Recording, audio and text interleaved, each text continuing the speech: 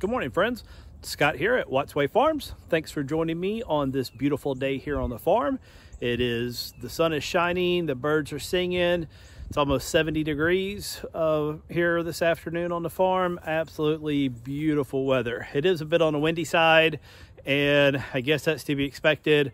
I'm no meteorologist, but I think the wicked shifts we've been having from cold to heat has something to do with just seems to be every time the temperature changes, it gets windy here, but I will take it. I love this weather. It's so much better than the single-digit Arctic blast we had just 3 or 4 days ago.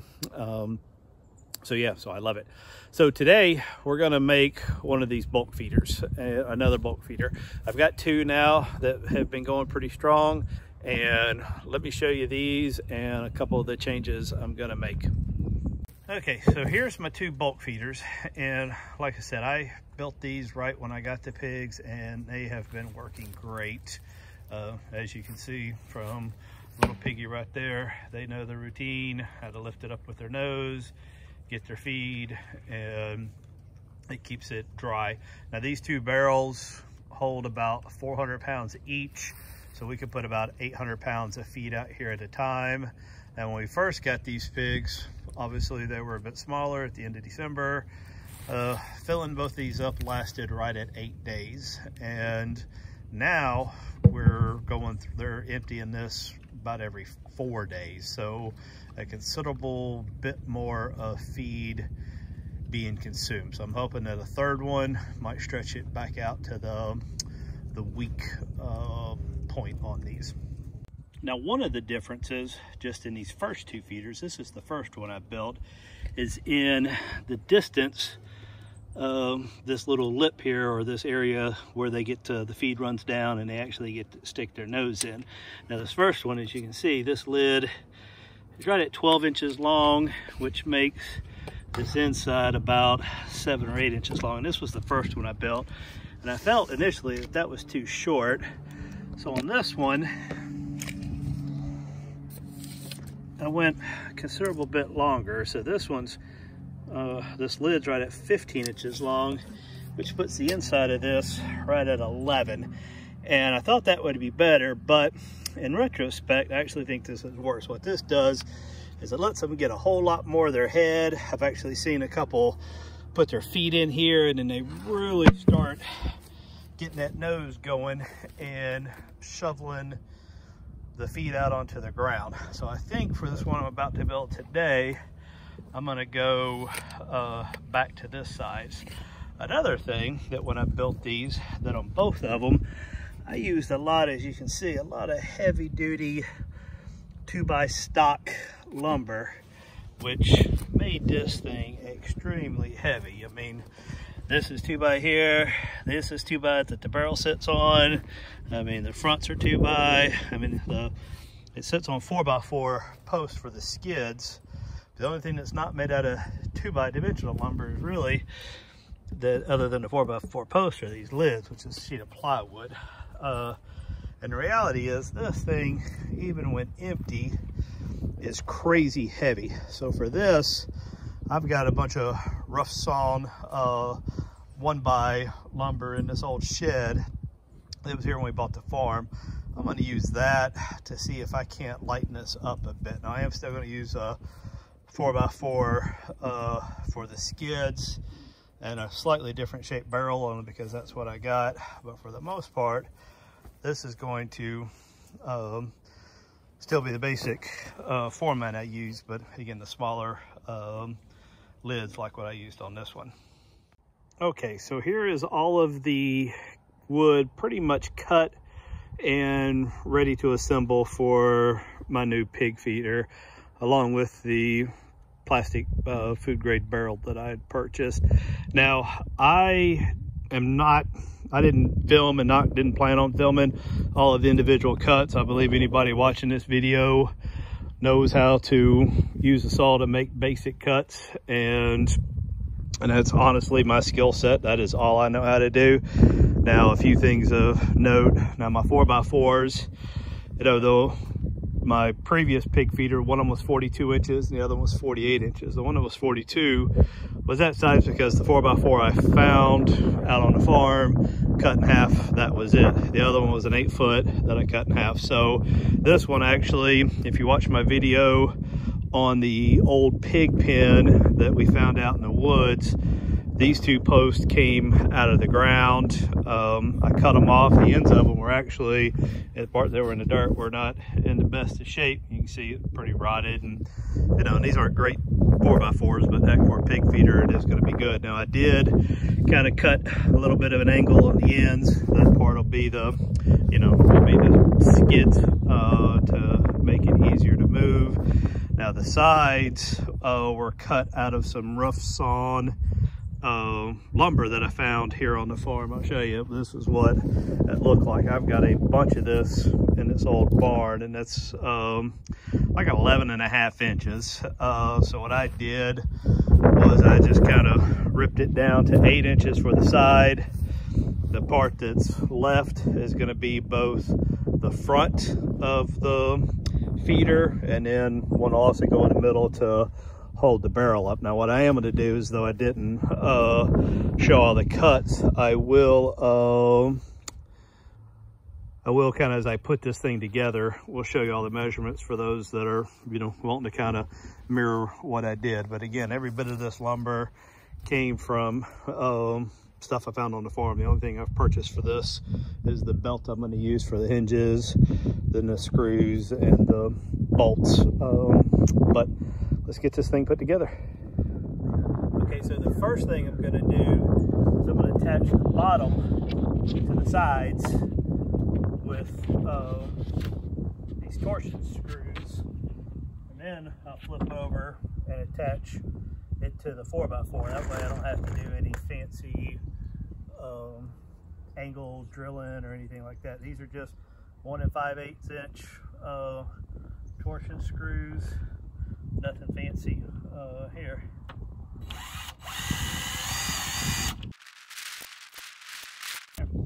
And now repeat on the other side. All right, so the bottom's on. Now we just flip it over, or this bottom's on the sides. Now we just flip it over and attach it to the skids. And I guess for this, make sure you've got the angled part pointed the right way. And then same thing, just a few of these little screws to hold it.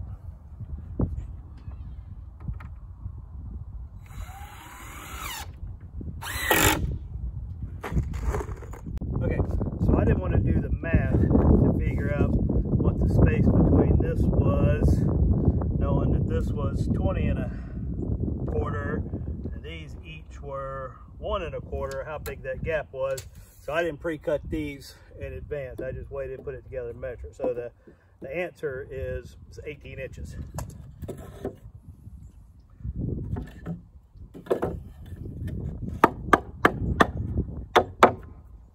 Now on these, again, this is cut from this was a rough cut, basically 1 1/4 by, it was like 11, I guess 11 inches, yeah, because this is 8 and this is now 3 1/2, so 11 1/2. You could probably get by with a 4-inch piece here, or if you had a 2x12 or 1x12 you were making this from. Anyway, I don't think this is, you know, super important that it's exact. Basically, we're just trying to create a little bit of a well here for when the feed flows down, a place for it to collect.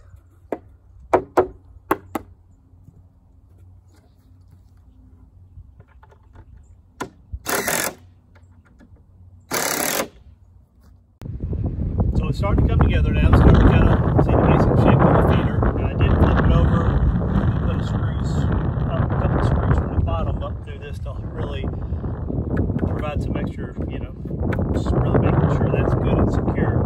Now, one place I am deviating from the way I built my other ones is, you know, you want this thing to be as waterproof as possible.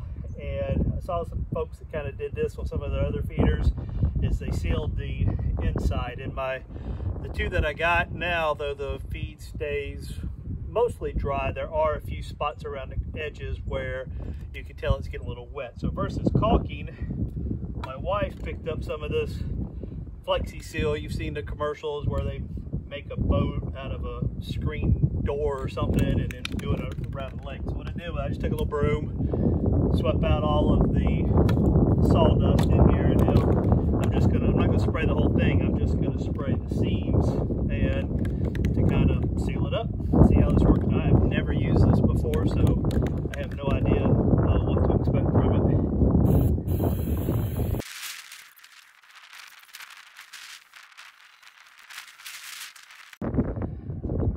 Here's what the inside looks like. It's kind of sealed up. You can see where my cuts aren't precise. Right there's a little bit of a gap, may still leave a little bit in, but on this edge, I guess it looks okay. Same thing there. Caulking might have been a little bit better, but we'll let this set up. I don't know what the instructions say before you can apply a second coat, but I'm gonna let this set up and apply a second coat, and I think I'm gonna spray on top of those screw heads as well. Okay, so I think the Flexi Seal is pretty much a bust. That was a waste of probably $12 or $13. I don't know what that can cost, so I have to ask my wife. But anyway, it's pretty runny. The instruction, I put it on pretty thick, and full disclosure is not what the instruction said. What the instruction said was sweeping motion, kind of like you do spray paint, 8 to 12 inches. And it did say you're going to use multiple coats, but it says to let it dry 24 to 48 hours in between coats. And I mean, oh my, who's got that kind of time? I mean, so this probably would have taken to seal this up, I don't know, 7 or 8 coats. So at 2 days per, like 2 weeks to build this. So I actually think I'm gonna let this set up as best it can. You can see it pulled up pretty thick on this corner. And in the morning, I'm gonna take a scraper and scrape off anything that's excess, and then I'm just gonna run a tube of caulk down the inside of this. So, yep, Flexi Seal, bad. Caulk, probably better. Here is where Flex Seal clear and liquid rubber in a can, as seen on TV, belongs in the garbage can. Now one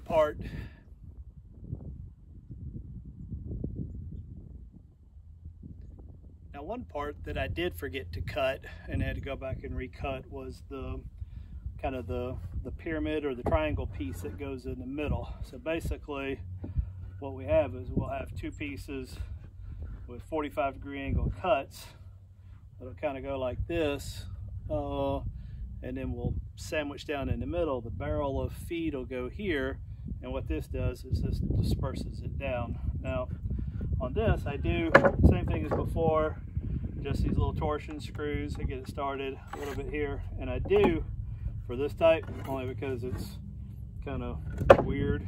I get it sticking through just a hair, and I did pre-drill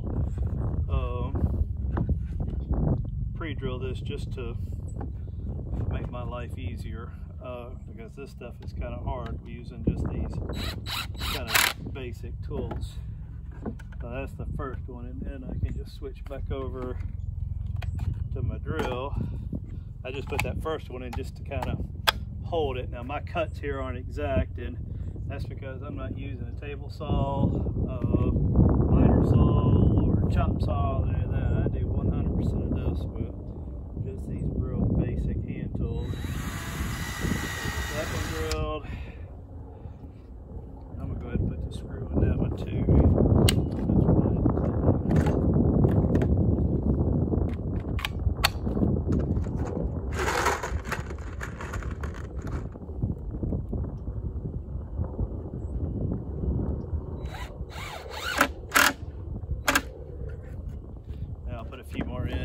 To finish putting this one together. So now this is ready to be installed. Now I did run a thin bead of caulk right there where my cut was a little off. I don't know that really matters or is necessary, but my thought was, you know, over time a little bit of food can accumulate underneath there, and spoil. And again, I don't know that that's a major concern, but why not? Since I'm going to be caulking the rest of it, let's do this too. Now, again, as I mentioned, so these are some, 45-degree cuts and on both ends, and this whole thing, I don't have a lot of fancy tools. This is pretty much everything I've used for this. I've got, I bought this little Craftsman set at Lowe's. It was a couple $100, with a little battery, rechargeable pack and drill bits. There's not a whole lot to this setup. I mean, yeah, I could probably do a lot better with table saws and miter saws, and eventually I'm going to get all that. But, for now, this is all you need.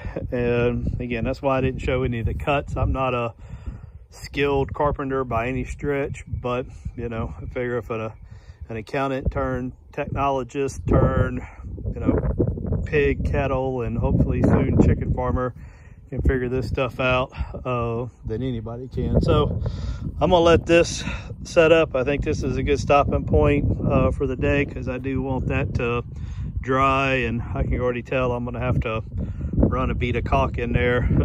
So I guess we'll finish this up tomorrow. So we'll see you then. So now it's the next afternoon.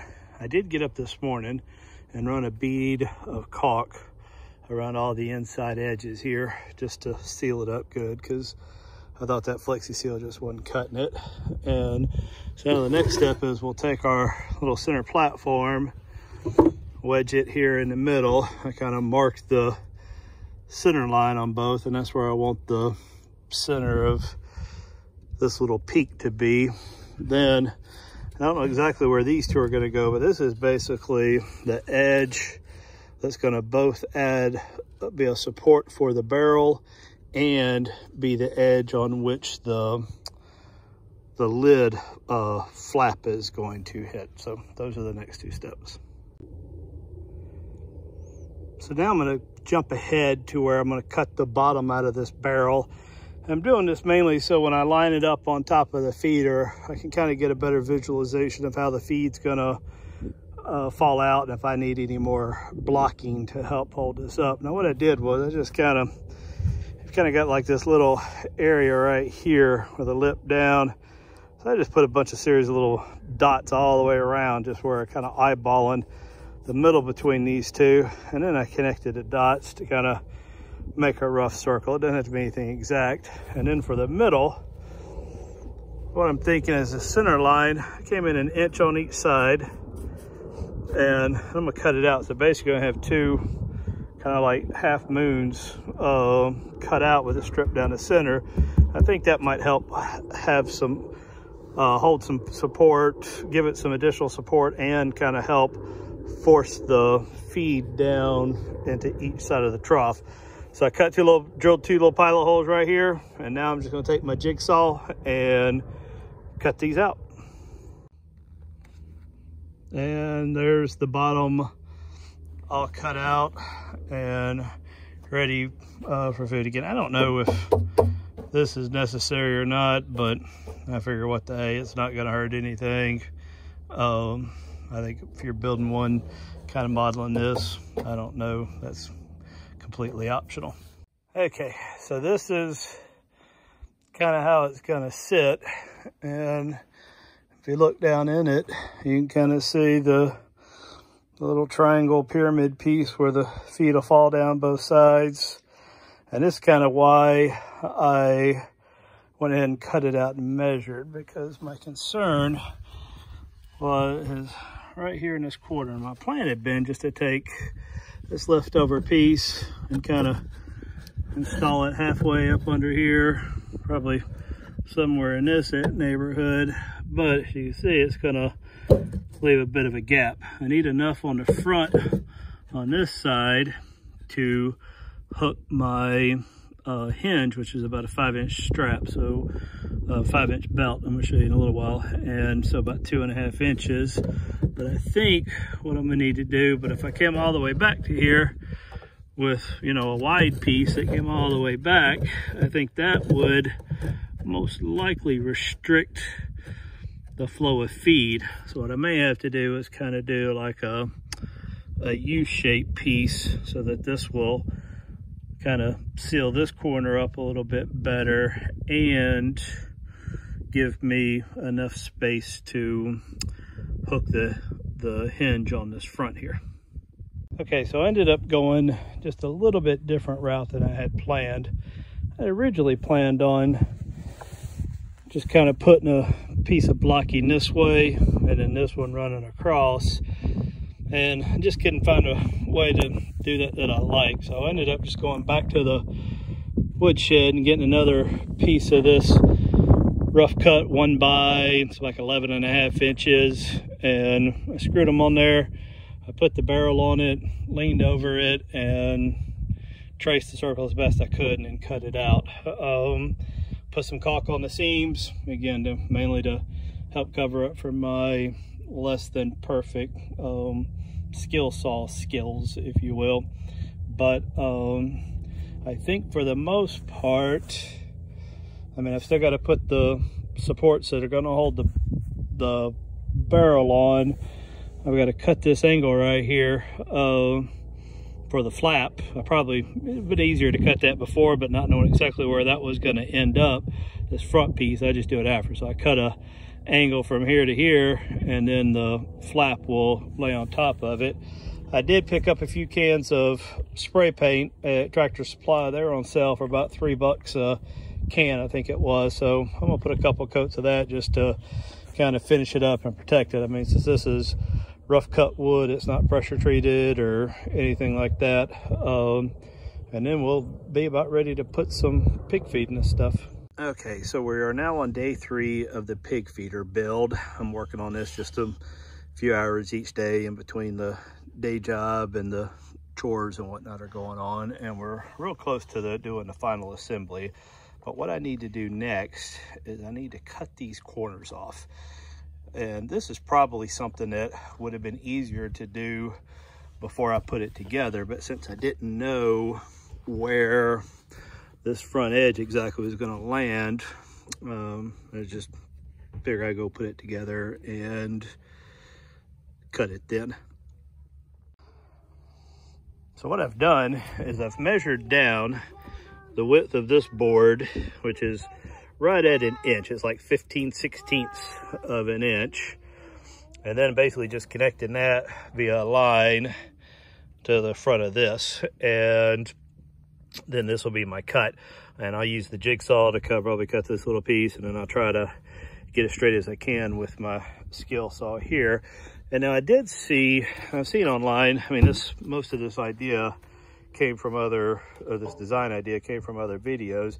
And I've seen more than one where they left this up and then just put the flap in the center section. And I see some value in that. It keeps the pigs from coming at it from this side, which gives them less opportunity to spill it on the ground. But I don't know how to do that without creating a little gap between the lip and between the lid and this side wood right here. So by cutting this off, I'm gonna have the lid kind of stick out 2 inches on all sides. And I think that's better for keeping the feed on the inside dry. Maybe it will cause them to spill a little bit more, so the net effect may be the same, but that's the way I'm gonna build it. Okay, so my angle cuts were made and this thing's basically ready for final assembly. I went ahead and cut my lids too. Now I just cut the lids out of about 3/4 inch plywood that I've got, and I did go ahead and cut a 45 on the top edge of this so that it will kind of fit flush here. The plan is to have a 2-inch overhang on all 3 sides for the pigs to kind of get their snout up underneath there and lift this up. And then for hinges, what I'm going with, instead of just a standard door or gate hinge, which I've seen a lot of videos do, I'm going with, this is the baler belt. It's just a generic baler belt from Tractor Supply. Now, if you watched any of my other videos where I mentioned these feeders, the ones that I'd already built, you'll know that for the first set, the 2 that I built, I went to a big truck stop and just bought a $20 mud flap that they had and cut it. And I have to say, those did not work too well. The challenge with that is the pigs they ripped them off. I've already had to replace 3 of them. 3 times I've gone out there, and this lid has just been laying off to the ground. So with this, I don't know, I believe it's like a metal steel belted kind of fabric or Kevlar or something that's woven into this material. So I really think this is going to last longer. And now this is the most expensive probably purchase. I bought a 15-foot roll of this at Tractor Supply, and it was $45, but you know, I don't need but basically 20 inches for this, and so at 15 feet I'm gonna be able to get 9 of these hinges, if you will, out of one roll. So that puts the incremental cost at $5 per hinge or $10 per feeder. And I do think these are going to last a while, but again, that's the most expensive purchase. And at the end of this video, I'll do a complete cost recap to see what this thing cost. But the reason I go with this versus the standard hinges is I think this will provide better rain protection, because inevitably, now my cuts aren't perfect, I'm doing everything with, you know, hand tools, no table saws or anything, but even if you did, there's still a bit of a crack right here where I think water can, you know, it rains and water runs down the barrel and kind of runs on this, it's going to go in there. So this running clear across the edge, I think that's going to add a little bit more rain protection. And my ultimate goal in all this is to try to, you know, maintain, keep the food fresh and edible as long as possible.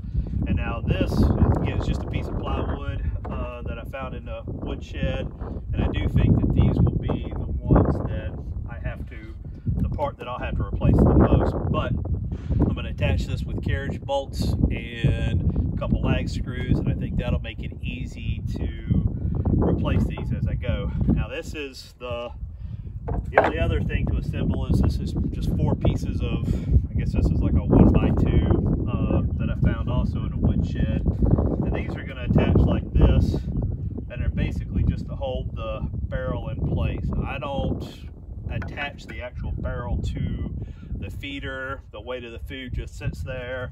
This holds the barrel in place, and I do, when I put it out in the pig pen, we'll use 2 T-posts just to kind of keep them from moving around with a ratchet strap around it. So really, all of the cutting is done on this, and it's ready for the final assembly. But when I went to Tractor Supply to get the strap, this baler belt and the carriage bolts, they had this tractor truck and implement spray on sale for like $3 a can. It might have been $3.50. I'll look up the receipt. But anyway, it's definitely not for wood, but you know, rust and weather resistant, excellent adhesion, heavy duty. So I think that will, you know, it'll suffice. I decided that, you know, since I'm going through all the trouble of caulking and, you know, trying to make this thing as weather tight as possible, thought maybe if I put a couple coats of this paint on here, might last a little bit longer. So I mean, the other 2 I didn't paint. You could just go ahead and throw this thing together now and be done with it, but I got this paint and I'm going to use it. I'm going to paint all the parts probably now and let it dry, and then come back for the final assembly, the cost recap, and then showing what the finished product looks like. So this is what the pig feeder looks like now. As you can see, I ended up not using the gray implement paint that was on sale for Tractor Supply. I started spraying 1 can of that and very quickly realized that it was either not a good use of that product, or, you know, because I think it's meant for like metal tractor implements, because that's what it says on the can, or perhaps it's that this was just raw wood. It was just all soaking in. So my wife, while she was out, picked me up a $10 can of black latex paint, and then we painted the box with it, plus the lids, and then the 4 little supports are going to hold the feeder, the barrel part of the feeder on. So the only thing left now is the final assembly. I've got my belt hinges cut to length. I've got all of the lag bolts and carriage bolts ready. So let's get this thing together, get it out for the pigs, and then I'll do a recap of all the costs. So this one cost a little bit more since I went with paint and caulking and that kind of stuff, but it's still, you know, it's going to be remarkably cheaper than trying out to go out and buy a commercial bulk feeder. So here is the finished product, ready for some pig feed. Now, as you can see, I didn't have a lid. I got to go all the way to Lowe's for that, and just didn't want to do it. So I've had this other, I guess, barrel that had been cut in half and fits pretty good on top of it. So for now, I'm just going to use that as a lid, but I do plan on going to Lowe's, and I just use a hot water heater drain pan, and for the lid, those things are pretty cheap. So a few other things to point out. I did go a bit more overboard on these bolts. These are Carriage Bolts, 2.5 inch long, 3/8 number 8 carriage bolt with a lock washer and a flat washer on it. And like I said, I did use more of these on this one than I had in the past. Just figured it'll help hold it down. Same thing here. These are just 3/4 inch lag screws, also 2.5 inches long, that these go straight into the wood.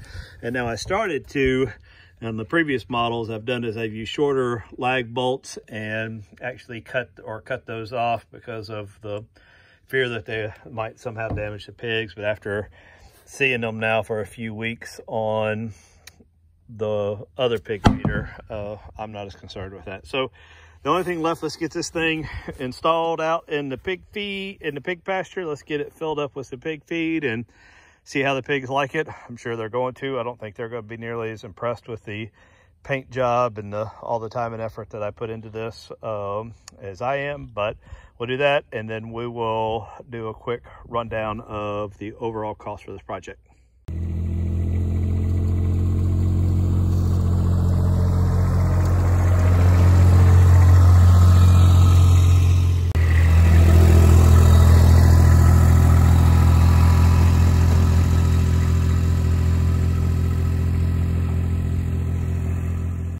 Okay, so here is the finished product, and as you can see, it didn't take the pigs very long to start using it, and they know how this game works and are chowing down. Like the other feeders that I've got out here, it held right at 400 pounds, 8 50-pound bags of food. So let's hope we can get a little bit more time in between. I went ahead and topped the other two off, so if my math is right, then we should have over a ton, 1,200 pounds of pig food out here. Now, when we first got the pigs, 2 feeders full would last about 7 or 8 days. Now it's down to 4 or 5 days. So I'm hoping that with the addition of this, I can get back to the 7-8 day range and only having to fill their feeders once a week, but we shall see. So they're all filled to the brim now, so we shall see. So let's kind of go over the cost for this last feeder. So on this last feeder, we got the barrel that cost $25. I got the paint, the can of black latex paint. It was just a little pint for $10. Also got a paintbrush just for that at another $5. We used a small little thing, and actually didn't use the whole thing, of caulking for all the edges on the inside to try to help keep the weather out, was $4.50. We had just shy of $7 in bolts from, again, I buy my bolts at Tractor Supply because they still have them in the big bulk containers, and you pay by weight. The belt that I use for the hinges, I'm putting that at $10. That was $45 for the entire roll, but at the length that I'm making this, I can get 9 of the hinges out of that thing, so I've still got plenty of surplus. So that works out to $5 per hinge, per belt hinge, so times 2 is $10.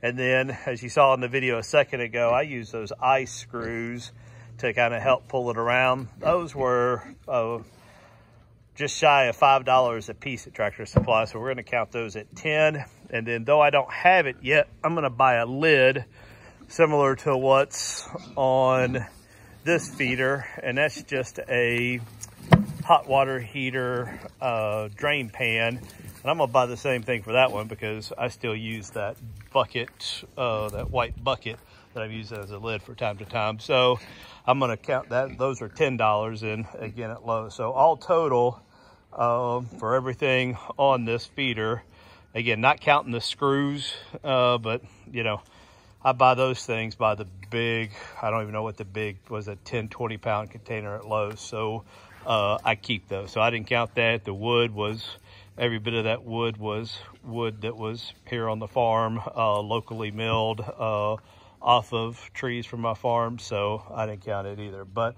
all total, that's $81.50 for this. So still a heck of a lot cheaper than the bulk feeders that you can buy. I mean, Tractor Supply has got one that's got, it's a metal one, 4 lids, I think holds a little less than this. That's close to $400. And then of course you got the great big Brower style bulk feeder that I'd love to have, but I have no use finding one, no luck finding one of those used and brand new. They're in the $1,400 range. So $81.50 for a feeder, in my opinion, is not bad, plus a little bit of labor to put it together. I mean, if you don't want the, you know, like the eye screws for pulling it around, you don't want to paint it, I mean, you could probably get this back down into a $50 range. You know, I hope to get a couple seasons out of this. Who knows? We shall see. So that's all for this video. This video was, you know, it took probably a week or more to make, only because I was working on this little thing in the spare time between work and other farm projects. But I hope you found some value in it. If so, please leave me some comments and some feedback. Let me know what you think. Would love a thumbs up if you liked it. And of course, feel free to subscribe so that you can follow me with more videos like this that I'm going to continue to make. So hope you have a good day. Look forward to seeing you back here soon.